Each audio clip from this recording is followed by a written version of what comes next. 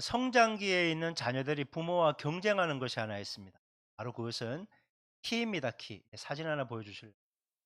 어릴 때 이렇게 키가 자라면 이제 벽에다 대고 이렇게 체크를 하잖아요. 몇 년도에 뭐 몇 월 달에 얼마 막 이런 식으로.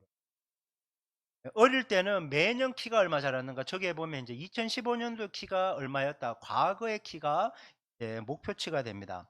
하지만 어느 순간인가 왼쪽에 있는 엄마 키와 오른쪽에 있는 아빠 키가 내가 넘어서야 될 목표치가 자녀들에게 생기게 되는 것입니다.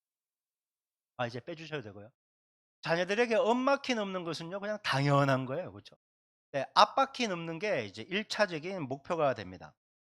그래서 앞바퀴를 넘었으면요, 뭔가 해냈다는 이게 뿌듯함과 또 왠지 자신감이 이렇게 들어가게 되는 거죠. 이것은 단순히 키가 부모보다 더 커졌다는 의미를 넘어서는 그런 의미가 있는 거죠. 부모보다 키가 작을 때는요, 부모가 아래를 이렇게 쳐다보잖아요. 이렇게. 그러면 애들은 밑에서 이렇게 우러러 보게 되니까 부모가 시키는 걸 그냥 다 해야 된다고 생각하는 거예요. 그래서 뭐 별 얘기도 못하고 반항도 못하고 그냥 따라요. 근데 어느 순간인가 눈높이가 맞다가 이제 반대로가 되는 거예요. 위에서 이렇게 보는 거예요. 그러면 괜히 그냥 키가 컸을 뿐인데, 그냥 위에서 아래로 봤을 뿐인데 이제 더 이상 부모에게 움츠러들지 않고 이제 자기의 의견을 명확하게 제시하기 시작하는 그런 모습으로 갑니다. 그러니까 이 시기가 다 청소년 사춘기 시기잖아요.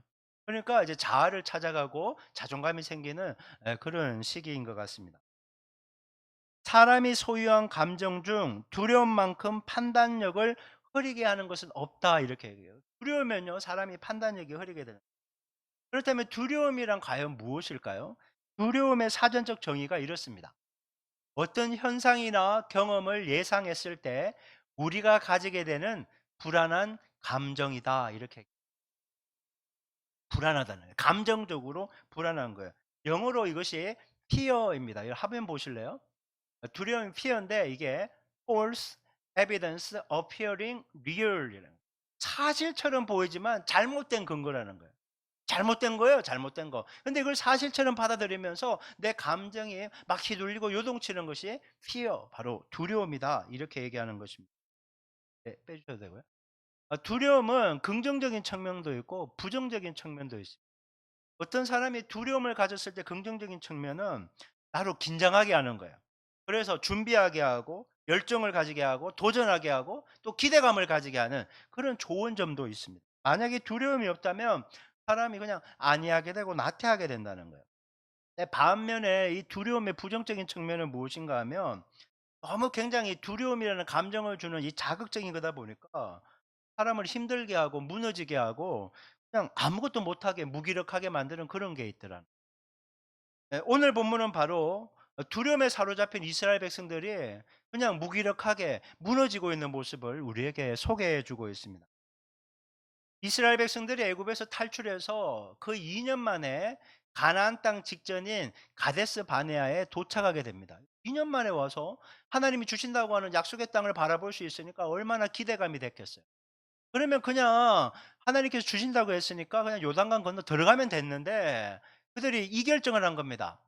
그래도 좀 알고 가는 것이 좋지 않겠냐고. 그래서 사 그 12 명의 정탐꾼을 뽑게 됩니다. 그러니까 각 지파마다 한 명의 탁월한 지도자를 세워서 12 명을 40일 동안 그곳을 정탐하게 하는 거예요. 이 가나안 땅은 어느 정도 크기인가 하면 우리나라의 강원도나 전라도만큼의 크기거든요. 거기를 40일 동안 정탐했다는 것은 샅샅이 중요한 것을 다 보고 왔다 이렇게 이해할 수 있습니다. 여러분 굉장히 논리적이고 합리적이고 이성적인 것 같잖아요, 정탐하는 거. 그런데 여러분 아는 것이 힘인 같지만 반대도 있죠. 때때로 아는 것이 병이 되는 거예요. 아는 것이 독이 되는 케이스가 바로 이와 같은 것입니다. 여러분 하나님과 함께하는 믿음의 여정은요. 믿고 가는 거지 절대 보고 알고 가는 것이 아니에요. 여러분 미래에 대해서 알고 가는 사람이 몇 명이나 되겠어요? 무당 같은 거 찾아가고 타로점 같은 거 막 보면서 미래를 알고 싶은데 그거 건강한 것이 아닙니다. 올바르지 않습니다. 여러분 주님을 믿고 가시기를 주님의 이름으로 축원합니다. 여러분 믿고 가는 거예요. 정탐꾼 12 명이 정탐하고 와서 보고를 하는데 의견이 확 나뉘어요. 10 명은 부정적인 보고를 하고 2 명은 긍정적인 보고를 하게 됩니다. 근데 백성들이 들을 거 아니에요. 12명 중에 10대 2가 나뉘었는데 여러분 사람들은 다수결로 따라가기 쉽고 부정적인 의견에 더 마음을 두게 된다는 거예요. 긍정적인 거. 사람의 심리가 그렇다라는 거죠. 자, 10명의 정탐꾼의 부정적인 보고 내용 볼게요. 민수기 13장 32절 33절. 자, 큰 소리를 읽겠습니다. 시작. 이스라엘 자손 앞에서 그 정탐한 땅을 악평하여 이르되 우리가 두루 다니며 정탐한 땅은 그 거주민을 삼키는 땅이요 거기서 본 모든 백성은 신장이 장대한 자들이며 거기서 네피림 후손인 아낙 자손의 거인들을 보았나니 우리는 스스로 보기에도 메뚜기 같으니 그들이 보기에도 그와 같았을 것이니라. 그럼 사람들은요, 자신이 못 가질 것 같으면요, 악평을 해요. 사람도 못 가질 것 같으면, 아, 못났다고 이렇게 얘기해요. 내가 무언가를 가지고 싶은데 돈이 없거나 힘이 없으면요, 에, 볼 일 없는 거야. 이렇게 평가를 하는 겁니다. 10명의 정탐꾼은 약속의 땅에 대해서 나쁜 평가를 했을 뿐만 아니라 이렇게 얘기합니다. 살기에 부적합한 곳. 그래서 우리가 정탐한 곳은 거주민을 삼키는 땅이다. 이렇게 얘기하는 거예요. 그 땅에 뭐 소출도 안 나고 그런 거 아니죠. 왜냐하면 막 어마어마한 이런 막 포도송이 와, 막 무화과 와, 막 석류를 이렇게 들고 왔을 정도였고 젖과 꿀이 흐르는 땅이 맞아요. 하지만 그곳이 왜 이렇게 거주민을 삼키는 땅인가 하면 이게 군사적 요충지거든요. 애굽에서 위쪽으로 가려 그래도 이 팔레스타인 지방을 통과해야 되고 바벨론이나 아수르에서도 애굽 가려면 팔레스타인은 반드시 지나가야 되는 요충지예요. 또 유럽에서도 이렇게 애굽 쪽으로 북아프리카 쪽으로 가려면요 팔레스타인 지방은 반드시 거쳐야 되는 땅이거든요. 그러니까 이 요충지다 보니까 늘 충돌이 여기에서 일어나는 거예요. 팔레스타인 지방에서 전쟁이 나는 거예요. 지금도 이스라엘과 팔레스타인은 계속 싸우고 이 요충지이기 때문에 그런 거예요. 그러니까 거주민을 삼키는 땅이라는 것은 여기에서는 평안히 거주할 수 없습니다. 군사적 요충지이기 때문에 힘을 가진 사람이 누구든지 여기를 차지하려고 피를 흘리고 전쟁을 할 거기 때문에 좋은 땅이 아닙니다. 이렇게 평가를 했다는 것이죠. 게다가 정탐꾼들이 이런 보고를 합니다. 거기서 본 모든 백성은 여러분 항상 이게 항상 중요한 게 모든 게 항상 언제나 늘 이게 중요한 건데 모든 백성 자기들이 사람을 봤는데 모든 백성 키가 장대같이 컸다는 거예요. 1m 80 이하는 한 명도 없었다는 거예요. 옛날에 뭐 1m 80 이하는 루저라 그랬다가 난리 났었잖아요. 전부 다 막 큰 사람이야. 덩치도 크고. 거인족이나 안악 자손도 있었습니다. 한 2m 50 되는 사람이 막 돌아다닙니다. 막 이렇게 얘기를 해요. 그들을 보고 나니까 "우리가 메뚜기같이 작아집니다." 이렇게 얘기합니다. 아니 그들의 눈에도 "우리는 메뚜기처럼 작아 보일 겁니다." 이렇게 얘기한 거예요. 저는 신경도 안 썼을 텐데. 여러분 10 명의 정탐꾼들은 가나안 거주민들의 키와 덩치에 압도되어 두려움을 느끼기 시작합니다. 그 두려움은 이 백성들 앞에서 보고할 때 이렇게 전염되는 거예요. 여러분 두려움이나 부정적인 내용은요. 막 코로나 바이러스처럼 쉽게 전염이 돼요. 근데 또 문제가 뭔가 하면 이 정탐꾼들은 두려움을 10으로 표현했는데 받아들이는 사람 옆으로 번질 때는요. 100으로 1000으로 점점 커지는 거예요. 이게 두려움이 문제라는 거예요. 여러분 두려움이 파고들을 때 옆에서 들을 때 여러분 과감하게 주님의 이름으로 끊으시기를 바랍니다. 두려움이 자라나게 해서는 아무것도 할 수가 없는 거예요. 두려움이 커지니까 백성들 안에요. 패배의식이 자라나기 시작합니다. 전쟁도 하기 전에 여러분 백성들이 지금 야 이제 정복 전쟁해야 되니까 힘을 합쳐서 으쌰으쌰 해야 되는 판국에 아유 졌다. 우리는 전쟁 나가면 다 죽을 것이고 우리 처자식은 포로로 끌려가게 될 것이다. 이렇게 완전히 전의를 상실하게 되는 것입니다. 10명의 정탐꾼들은 자신들이 마음이 무너졌을 뿐만 아니라 이스라엘 백성 전체를 뭘로 만들어 버렸는가 하면 메뚜기로 만들어 버린 거예요. 메뚜기. 아주 연약한 존재. 여러분 사람이 자신이 없으면 무슨 일이 생기는가 하면요. 나는 작아지고 본 것은 커지게 되는 거예요. 사람이 그렇습니다. 이 적이 점점 커지는 문제가 점점 커지고 나는 점점 초라해지는 거예요. 여러분 사실 이스라엘 백성들은요. 애굽에 있을 때도 메뚜기 같았어요. 홍해 앞에서도요. 추격하는 애국 군대 앞에서 할 수 있는 게 아무것도 없잖아요. 바다를 가를 수가 있어요? 그때도 메뚜기 같았어요. 물이 없어서 힘들다고 투정될 때도 그때도 메뚜기 같았고 지금 이 순간도 메뚜기 같았어요.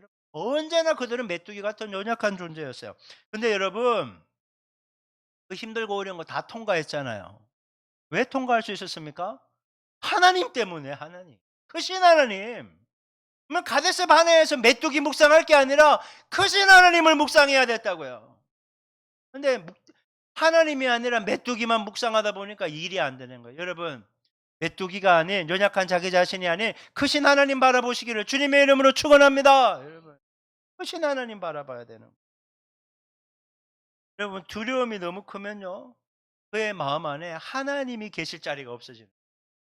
이게 문제인 거예요. 그래서 두려움을 예수님의 이름으로 물리쳐야 되는 것이죠. 자, 민수기 14장 오늘 보면 1절부터 4절까지 말씀 볼게요. 백성들의 이 두려움에 섞인 목소리입니다. 자, 시작. 온 회중이 소리를 높여 부르짖으며 백성이 밤새도록 통곡하였더라. 이스라엘 자손이 다 모세와 아론을 원망하며 온 회중이 그들에게 이르되 우리가 애굽 땅에서 죽었거나 이 광야에서 죽였으면 좋았을 것을 어찌하여 여호와가 우리를 그 땅으로 인도하여 칼에 쓰러지게 하려 하는가? 우리 처자가 사로잡히리니 애굽으로 돌아가는 것이 낫지 아니하랴. 이에 서로 말하되 우리가 한 지휘관을 세우고 애굽으로 돌아가자 하매. 10명의 정탐꾼의 부정적인 보고를 들은 이 백성들이요. 소리를 높여 부르짖으며 밤새도록 통곡했다라고 해요. 반복적으로 얘기하면서 울부짖었다는 거예요. 여러분 보세요. 이들이 만약 하나님을 향해서 통곡하며 기도했다면 상황은 달라졌을 거예요. 신세 한탄만 한 거예요. 여러분 만약 그들이 하나님을 향해서 주여 도와주십시오. 주여 불쌍히 도와주십시오. 주여만 붙였어도 상황은 달라졌을 거예요. 신세 한탄만 합니다. 아이고 나 죽겠네. 아이고 나 죽겠네. 계속 이 얘기만 하는 거예요. 여러분 나 죽겠네 하지 마시고요. 주님 도와주십시오. 이 기도를 하실 수 있기를 바랍니다. 그래야 기적이 일어나는 것이거든요. 백성들은 모세와 아론을 원망합니다. 급기야 여호와도 이제 대놓고 원망하고 반란을 도모하기 시작합니다. 이렇게 합니다. 우리가 애굽이나 광야에서 죽였으면 좋았을 것을 여호와께서 왜 여기까지 끌고 와서 적들의 칼에 죽게 만들려고 하는가? 하나님이 죽이려고 거기까지 데리고 왔겠어요? 말도 안 되는 소리, 할 말 못할 말 다 하는 거예요. 우리 아내와 자식들은 잡혀갈 거라고. 우리는 죽을 거고 이럴 바에야 지휘관을 세워서 애굽으로 돌아갑시다. 마치 예수 믿고 구원받아서 은혜 가운데 살다가 나 예수 안 믿은 때로 돌아갈래 이 소리하고 똑같은 거예요. 절대 돌아가면 안 되는 그 소리를 믿음 없는 말을 그렇게 하고 있는 거예요. 여러분 사람들이 현실이 지긋지긋하고 힘들면요 과거를 그리워하게 되는 거예요. 여러분 일종의 향수병인 거예요. 여러분 애굽에서의 노예 생활하는 게 뭐가 좋겠어요? 자기들도 힘들다고 통곡하다 보니까 하나님이 모세를 보내서 그들을 건져줬잖아요. 여러분 그때로 돌아가고 싶다고 이런 내용을 할 만큼 현실이 너무 두렵다는 거예요. 현실이 어떻게 할 수가 없으니까 예절이 좋았다 이거죠. 이스라엘 백성들의 눈에는 가나안 거주민들이 키가 크고 덩치가 크지 여러분 하나님의 눈에는요 그냥 먼지예요 먼지. 여러분 여기 있는 우리들이 뭐 세상적으로 잘났건 못났건 서로 비교하지 주님은요 우리를 티끌이라고 얘기하는 거예요. 더스트 먼지. 성경 원어에 보면요 먼지예요 먼지. 뭐 잘난 것 같죠? 결국 죽어서 딱 누워서 화장돼서 한 줌에 죄밖에 안 남는 게 인생이에요. 그러니까 세상적으로 뭐 잘났다고 그렇게 의시되거나 교만하지 마세요. 하나님 앞에서 아무것도 아니에요. 그냥 하나님이 불면 확 날아가는 게 인생이라는 거예요. 그러니까 여러분 세상이 말하는 스펙 자랑하지 마시고 예수 자랑하시기를 바랍니다. 예수님이 최고의 보물이니까요. 여러분 하나님은요 이스라엘 백성들에게 가나안 땅을 주실 준비가 돼 있었어요. 그러니까 들고 온 거 아니에요. 그럼 믿음으로 들어가서 전쟁하고 차지하면 되는데 중요한 거 문제 이스라엘 백성들이 복을 받을 준비가 안 됐어요. 그러니까 1세대들은 들어가지 못하고 광야에서 40년 동안 다 죽고 출애굽 2세대들이 들어가게 되는 거예요. 여러분 복 받을 만한 그릇 준비되기를 주님의 이름으로 축원합니다. 복을 주시려고 하는데 그릇이 준비가 안 돼 갖고 못 먹으면 어떻게 되는 거예요? 자, 오늘 본문 5절 한번 볼까요? 5절. 시작. 모세와 아론이 이스라엘 자손의 온 회중 앞에서 엎드린지라. 백성들이 불순종할 뿐만 아니라 하나님께 반란도 하니까 이 최고 지도자인 모세와 아론은 너무 기가 막혀서 막 쿠데타 일어나고 있거든요. 그러니까 그들 앞에서 엎드릴 수밖에 없었어요. 할 수 있는 게 아무것도 없었어요. 말로 설명할 수 있는 그런 상황이 아니었어요. 그래서 숨을 죽이는 것밖에 할 수가 없어서 백성들 앞에서 이렇게 엎드린 거예요. 이 모습을 지켜봤던 긍정적인 보고를 했던 두 명의 정탐꾼이 있죠. 요수아와 갈렙. 이들이 자기 옷을 찢으며 회중을 향해서 이렇게 외치기 시작합니다. 오늘 보면 6절부터 9절까지 말씀 한번 볼게요. 6절에서 9절. 시작. 그 땅을 정탐한 자 중 눈의 아들 여호수아와 여분네 아들 갈렙이 자기들의 옷을 찢고 이스라엘 자손의 온 회중에게 말하 이르되 우리가 두루 다니며 정탐한 땅은 심히 아름다운 땅이라 여호와께서 우리를 기뻐하시면 우리를 그 땅으로 인도하여 들이시고 땅을 우리에게 주시리라. 이는 가연 젖과 꿀이 흐르는 땅이니라. 다만 여호와를 거역하지는 말라. 또 그 땅 백성을 두려워하지 말라. 그들은 우리의 먹이라. 그들의 보호자는 그들에서 떠났고 여호와는 우리와 함께 하시느니라. 그들을 두려워하지 말라 하나. 여호수아와 갈렙은 이 가나안 땅 하나님이 주신다고 하는 젖과 꿀이 흐르는 땅, 얼마나 멋진 말이에요. 젖과 꿀이 흐르는 땅, 너무나 좋은 땅 얘기합니다. 그러면서 하는 말이 있습니다. 여호와를 거역하지 마십시오. 적들을 두려워하지 마십시오. 계속 강조합니다. 그러면서 8절에 이렇게 얘기합니다. 여호와께서 우리를 기뻐하시면 우리를 그 땅으로 인도하여 들이시고 그 땅을 주실 것이다. 현대인의 성경에 보면 우리를 기뻐하시면을 우리를 좋게 여기신다면, 주님께서 우리를 사랑하신다면, 세번역 성경이 이렇게 해요. 여기 표현 안 했지만 쉬운 성경에 보면 주님께서 자비를 베풀기 원하신다면, 여러분 하나님이 여러분을 사랑하는 줄 믿으시기 바랍니다. 하나님 사랑하세요. 그 사랑하신 하나님이 우리에게 은혜를 주시기를 원한다는 거예요. 근데 누구에게 주는가? 하나님 마음에 합한 사람, 기쁨이 되는 사람, 좋게 여기는 사람에게 은혜를 주신다라는 거예요. 그런 사람은 어떤 사람일까요? 히브리서 11장 6절 한번 볼게요. 시작. 믿음이 없이는 하나님을 기쁘시게 하지 못하나니 하나님께 나아가는 자는 반드시 그가 계신 것과 또한 그가 자기를 찾는 자들에게 상 주시는 이심을 믿어야 할지니라. 여러분, 믿음이 있어야지 하나님이 기뻐하신대요. 어떤 믿음? 하나님 계십니다. 예, 하나님 계십니다. 이 사실을 믿고 하나님께 나아가면 좋은 거 주실 줄 믿는 그 믿음. 그 믿음이 있으면 기쁘다. 여러분, 이런 믿음을 우리가 소유해야 복을 받는 거예요. 10명의 정탐꾼들과 이스라엘 백성들은 자신들을 메뚜기라고 생각하며 패배를 묵상해요. 하나님이 함께 하신다는 걸 불신하는 거예요. 하나님께 나아갔을 때 약속대로 그 땅을 준다는 것을 불신하는 거예요. 믿음이 없으니까 기쁨이 될 수 없는 거예요. 그러니까 복을 못 받는 거예요. 여러분, 하나님을 투명인간 취급하는데 어떻게 주님의 기쁨이 되고 주님이 좋아할 수 있고 약속된 복을 누릴 수 있겠어요? 그러니까 죽는 거예요. 여러분, 믿음이라는 것은요, 두려움을 선택하는 게 아니라 하나님을 선택하는 거예요. 꼭 기억하십시오. 나는 두려움에 사로잡히지 않겠다. 하나님을 붙잡겠다. 여러분, 이 믿음이 있어야 되는 거예요. 여호수아와 갈렙은 두려움이 아닌 믿음을 선택했어요. 여러분, 10명의 다른 정탐꾼하고 다 같이 봤어요. 거인족 다 봤어요. 이 두 사람도 막 성읍들이 견고한 진이고 산성인 거 다 봤다고요. 그러나 이 두 사람에게는요, 적들이 얼마나 거대하고 힘 있는지는 전혀 중요치 않았어요. 자신들이 메뚜기처럼 연약한 것도 중요하지 않았습니다. 그들에게 중요한 것은 하나님이 함께 하신다는 사실, 그것만 중요해요. 그리고 하나님이 약속대로 땅을 준다는 그 사실만이 중요했어요. 그래서 그들은 하나님을 붙잡은 거예요. 그래서 여러분, 그 10명의 정탐꾼은 금방 죽고 주님이 징계를 내려서 이 출애굽 1세대는 다 죽는 동안 이 출애굽 1세대 중에 이 두 명만 약속의 땅으로 들어가게 되는 거예요. 하나님이 은혜를 주셔서.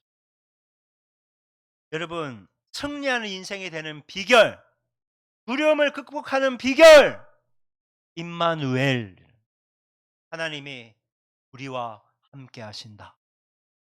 그 정탐꾼은 그걸 본 거예요. 여러분, 우리도 그 임마누엘을 볼 수 있어요. 임마누엘. 여러분 하나님이 우리와 함께 하시면 내가 지금 부딪히고 있는 문제 크고 작으면요 더 이상 문제가 되지 않는 거예요. 왜냐? 하나님이 우리와 함께 하시면요 불가능이라는 없거든요. 주님이 그 상황에 개입하셔서 문제를 해결해 주실 것이기 때문에요. 하나님은 절대로 우리를 문제 때문에 죽도록 내버려 두지 않을 것을 믿으시기 바랍니다. 주님은 도와주시는 거예요. 그러니까 지금 주어진 환경이나 나를 힘들게 하는 사람 때문에 여러분 너무 두려워하고 휘둘릴 필요가 없다는 거예요. 아, 주님 바라보라는 뜻이구나. 이렇게 이해하시면 돼요. 주님, 문제 계속 골똘히 생각해 봐야 내게 답이 없습니다. 상황이 해결 안 됩니다. 사람이 내 말을 듣습니까? 내가 뭔가를 바꿀 수 있습니까? 아니에요. 주여, 주님만 바라봅니다. 성경에서 하나님이 가장 많이 반복하시는 말씀 중에 하나가 두려워하지 말라랍니다. 한번 따라해 보겠습니다. 두려워하지 말라. 성경에 보니까 어떤 해석학자가 365번 이렇게 얘기하게 돼요. 더 많이 얘기했다는 거예요. 두려워하지 말라. 1년 365일이죠. 그러니까 매일매일 묵상해야 되는 거예요. 자, 따릅니다. 두려워하지 말라. 내 영혼아 두려워하지 말라. 두려워하지 말라는 거예요. 주님이 얘기하십니다. 두려워하지 말라. 왜? 내가 너와 함께한다. 내가 너를 붙잡고 있다. 내가 너를 모든 문제를 해결해 주고 승리하게 주겠다. 두려움에 사로잡혀 있지 말. 여러분 악한 마귀가 하는 일이 뭐예요? 두려움이라는 무기로 계속 공격하는 거예요. 두려움의 가라지를 뿌리는 거예요. 그때 두려움의 가라지를 다 뽑아버리고 말씀 붙잡고 주님 바라보고 날 달려가면 이김이 있다 얘기하는 것이죠. 시편 56편 4절은 이렇게 말씀해요. 한번 읽어볼까요? 시작. 내가 하나님을 의지하고 그 말씀을 찬송하올지라 내가 하나님을 의지하였은즉 두려워하지 아니하리니 혈육을 가진 사람이 내게 어찌하리까. 예, 사람이 어떻게 하지 못한다는 거예요, 여러분. 너 가만히 안 둬. 아니에요. 주님을 의지하면 이겨나가게 준다 말씀하시는 겁니다. 시편 17편 7절부터 9절까지도 이렇게 말씀하세요. 자, 읽어봅니다. 시작. 주께 피하는 자들을 그 일어나 치는 자들에게서 오른손으로 구원하시는 주여, 주의 기이한 사랑을 나타내소서. 나를 눈동자같이 지키시고 주의 날개 그늘 아래 감추사 내 앞에서 나를 압제하는 악인들과 나의 목숨을 노리는 원수들에게서 벗어나게 하소서. 아멘. 주님이 당신의 그 품 안에서 우리를 보호하신다는 거예요. 그런데 그 품 안으로 들어와야 된다는 거예요. 그게 뭡니까? 주님 바라보는 거예요. 주님을 의지하는 거예요. 주님을 믿는 거예요. 독일의 신학자이자 루트거 목사인 벵겔이라는 분이 이렇게 얘기했어요. 하나님만 두려워하는 사람은 하나님 아닌 것에 대해서는 아무것도 두려워하지 않는다. 예, 정답이에요. 하나님만 두려워해야 돼요. 하지만 하나님을 두려워하지 않는 불신자들은 하나님 외에 모든 것을 두려워한다는 거예요. 여러분 하나님만 두려워하셔야 됩니다.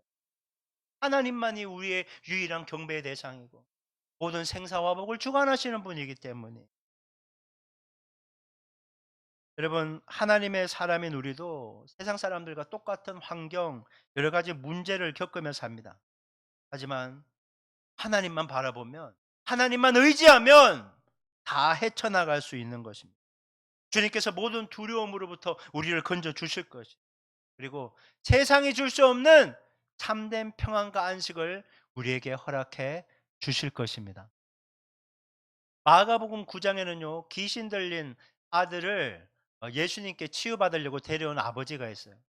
예수님은 세 제자와 함께 변화산에 가셨고 그 밑에는 9명의 제자만 있었거든요. 그러니까 이 귀신 들린 아들을 데려온 아버지가 뭐 아들을 치유를 위해서 제자들에게 부탁했는데 치유가 안 되는 거예요. 귀신이 안 나가는 거예요. 얼마나 실망을 했겠어요. 기대감을 가지고 왔는데. 그래 예수님이 이제 제자들이 있는데 돌아오니까 아버지가 이제 기대감이 끝났으니까 무너졌으니까 예수님을 보고도 믿음의 말을 못하는 거예요. 그 아버지가 이렇게 얘기합니다. 부정적인 말. 마가복음 9장 22절 23절. 시작. 귀신이 그를 죽이려고 불과 물에 자주 던져나이다. 그러나 무엇을 하실 수 있거든 우리를 불쌍히 여기사 도와주소서. 예수께서 이르시되 할 수 있거든이 무슨 말이냐? 믿는 자에게는 능히 하지 못할 일이 없느니라 하시니. 아니 무엇이라도 할 수 있거든 뭐라도 좀 해줘봐요. 얼마나 믿음 없는 말입니까? 그런데 이미 묻어졌어요. 제자들이 못했잖아요. 예수님을 제자들과 도매급으로 취급해 버린 거예요. 뭐 할 수 있겠어요?" 이렇게 얘기한 거예요. 예수님이 아버지에게 말하잖아요. "할 수 있거든이 무슨 말이냐." 여러분, 믿는 자에게 능히 하지 못할 일이 없다. 신학자 C.E.B. 클랜필드라는 분이 있어요. 이 세 가지로 이렇게 주석을 하는데요. "할 수 있거든이 무슨 말이냐." 이 말은요.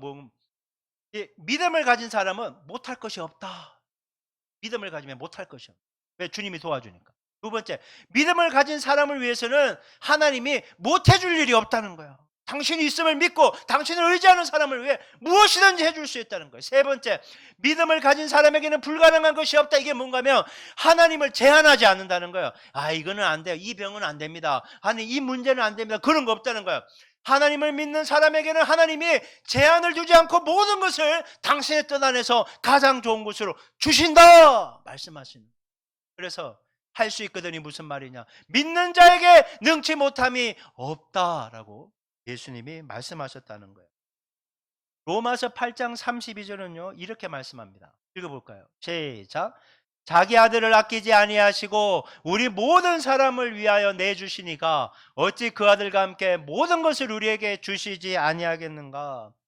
여러분, 하나님은 여기 있는 우리를 구원하시기 위해, 복을 주시기 위해 하나밖에 없는 독생자 예수님을 십자가에 못 박혀 죽게 내어 놓으셨어요. 가장 소중한 것을 내어주신 분이 우리의 필요를 보시고 왜 그것을 공급해 주시지 않겠냐는 거예요. 왜 인도해 주시지 않겠냐는 거예요. 사람을 붙여주지 않겠냐는 거예요. 문제를 해결해서 평안을 주시지 않겠는가 믿으라는 거예요. 그렇게 해 주신다는 것입니다. 그래서 주님이 주실 은혜는요, 주님을 향한 절대 믿음, 온전한 의지, 그것이 은혜를 받는 비결인 것입니다. 그럼 빌립보서 4장 13절은 이렇게 말씀하죠. 읽어볼까요? 시작. 내게 능력 주시는 자 안에서 내가 모든 것을 할 수 있느니라. 우리는 능력 주시는 자 안에 있을 때, 주님 안에 있을 때, 주님을 의지할 때, 주님만을 바라볼 때 여러분, 모든 것을 할 수 있다, 이겨낼 수 있다, 두려움을 극복할 수 있다, 문제를 해결받을 수 있다 얘기하는 거예요. 그럼 이걸 반대로 얘기하면 뭡니까? 능력 주시는 주님 밖에 있다면, 주님을 믿지 않는다면, 주님과 동행하지 않는다면, 주님을 의지하지 않는다면 할 수 있는 것이 아무것도 없다는 거예요. 내가 아무리 지식과 경험과 능력이 많다고 해도 주님 떠나면, 의지하지 않으면 아무것도 할 수 없다 얘기하는 것입니다. 10명의 정탐꾼과 그 얘기를 듣고 두려움에 사로잡힌 200만 명의 백성들은 주님 안에 거하지 못했어요. 두려움과 함께 주님을 떠난 것이. 여러분, 하지만 여호수아와 아론은 끝까지 주님 안에 거했어요. 주님을 붙잡았어요. 결국 10명의 정탐꾼과 이스라엘 백성은 다 죽었지만 그들 둘은 약속의 땅 들어갑니다.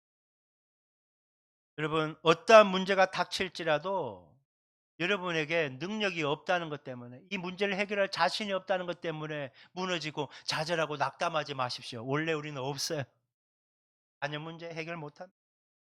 여러분, 질병 문제 내가 어떻게 처리하겠어요? 내가 진료받고 뭐 어떻게 뭐 약 먹고 그렇게 할 수는 있지만 여러분, 치료하시는 분은 하나님이신 거예요. 진압과 진로 내가 애쓴다고 막혔던 것이 갑자기 열립니까? 하지만 하나님이 개입하시면 열리게 되는 거예요. 배우자 문제, 자식 문제, 자식의 자녀 문제, 형제 문제, 그 내가 애쓴다고 해결되면 진작에 애썼게? 그거 안 됩니다. 하지만 주님이 개입하시면 다 해결받게 될 줄 믿습니다. 필요들이 있어요. 재정의 필요가 있고 사람이 붙어야 돼. 막 거래처가 붙어야 되는데 내가 애쓴다고 다 되나요? 아니요, 그렇지 않아요. 하지만 하나님이 개입하시면 필요에 따라 공급하시고 사람도 붙여주시고 거래처도 붙여주시고 일이 되는 줄 믿으시기 바랍니다. 교회도 마찬가지예요. 내가 애쓴다고 되나요? 아니에요. 때가 돼서 하나님이 개입하시면 여러분 부흥의 은혜가 임하게 될 줄 믿습니다. 그래서 힘들고 어려울 때는요, 그냥 입 딱 다물이고 주님 믿습니다.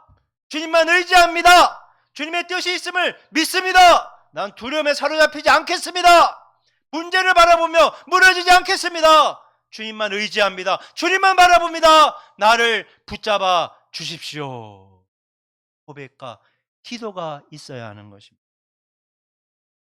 여러분, 우리는 시시각각 변하는 주변 환경이나 사람들 때문에, 내 자신의 감정, 느낌 때문에 쉽게 흔들릴 수밖에 없는 연약한 존재. 강한 것처럼 보여도 약해. 한순간에 무너지는 거 사람 많이 봤습니다. 그렇기 때문에 우리는 자기를 믿지 말고 영원히 흔들림 없이 변함없는 주님만을 바라봐야 되는 거예요. 할렐루야. 그 흔들림 없는 변함없으신 주님, 말씀하신 것을 반드시 이루시는 주님만 붙잡으면 승리하는 인생이 될 줄 믿습니다. 두려움을 이겨낼 줄 믿습니다. 문제를 돌파해 승리하는 인생이 될 줄 믿습니다. 여러분, 혹시 여러 가지 문제를 안고 있습니까? 힘들고 어렵고 답답한 일이 있습니까? 여러분, 주님 붙잡을 때입니다. 믿음을 발휘할 때입니다. 여러분, 주님이 여러분과 함께 하시는 임마누엘이십니다. 그 주님 바라보시고 주님 온전히 의지하고 문제에 개입하달라고 간구하시면서 여러분의 삶에 문제가 해결돼서 승리하는 복된 은혜가 있으시기를 주님의 이름으로 축원합니다.